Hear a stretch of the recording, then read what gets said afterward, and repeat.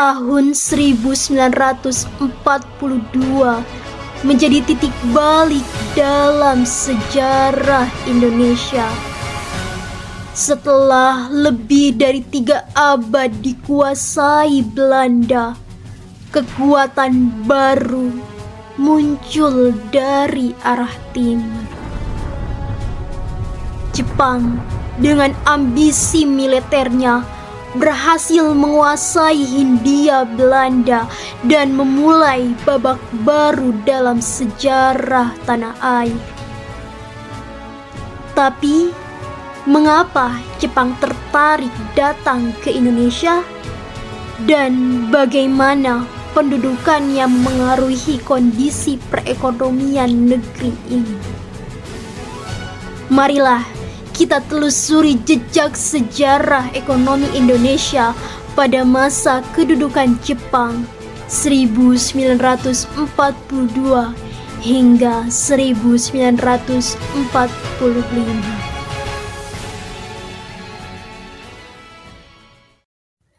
Pada awal abad ke-20, Jepang muncul sebagai kekuatan baru di Asia. Setelah berhasil mengalahkan Rusia dalam Perang Rusia-Jepang tahun 1905, Jepang mulai menunjukkan ambisinya untuk menjadi pemimpin di kawasan Asia Timur dan Tenggara. Salah satu alasan utama Jepang datang ke Indonesia adalah sumber daya alam yang melimpah. Indonesia yang saat itu masih bernama Hindia Belanda, kaya akan bahan mentah penting bagi kepentingan militer Jepang. Minyak bumi, karet, timah, bauksit, dan batu bara. Semua ini sangat dibutuhkan untuk mendukung mesin perang Jepang yang saat itu sedang berjuang melawan sekutu dalam Perang Dunia Kedua.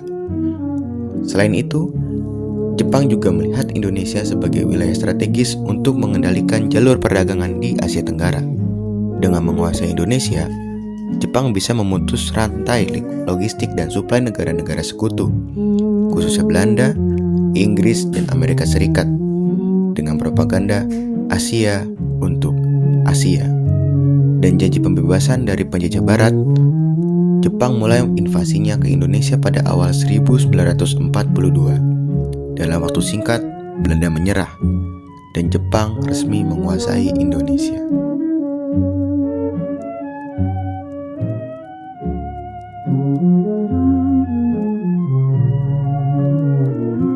Pendudukan Jepang mengubah wajah perekonomian Indonesia secara drastis.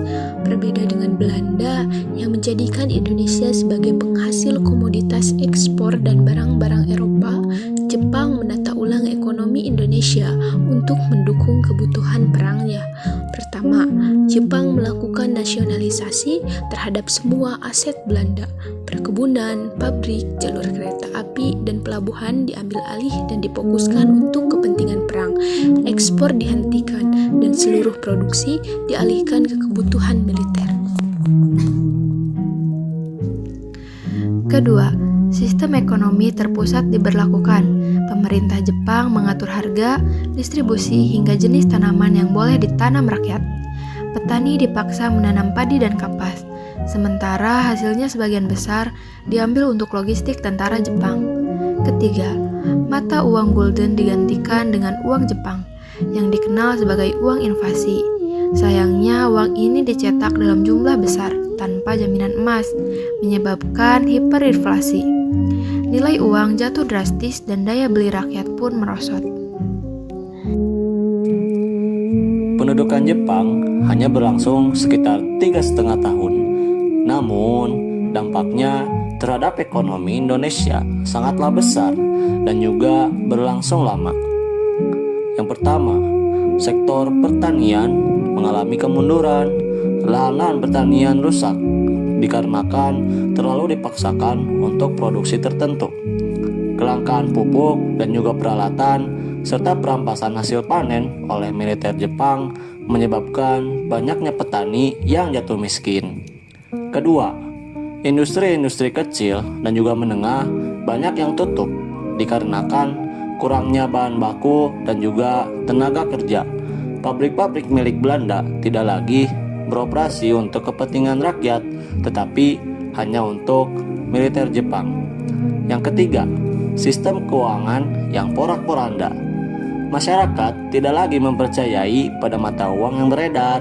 Setelah Jepang menyerah pada tahun 1945, uang invasi tidak lagi bernilai, menyebabkan kekacauan ekonomi yang luar biasa. Namun, tidak semua warisan Jepang itu bersifat negatif. Jepang secara tidak langsung memperkenalkan konsep ekonomi nasional. Mereka menghapus dominasi perusahaan asing dan juga memperkenalkan sistem distribusi yang dikelola oleh pribumi. Selain itu, pengalaman rakyat Indonesia dalam menghadapi kesulitan ekonomi dan juga bertahan hidup membentuk mental kemandirian. Banyaknya tokoh nasional juga mulai ditempa dalam sistem Jepang, seperti di dalam organisasi-organisasi semi-militer dan juga ekonomi rakyat. Hal ini menjadi bekal penting ketika Indonesia nanti memproklamasikan kemerdekaannya pada 17 Agustus 1945. Kesimpulannya, ekonomi Indonesia di masa pendudukan Jepang adalah potret dari ekonomi perang yang diperas demi kepentingan militer penjajah.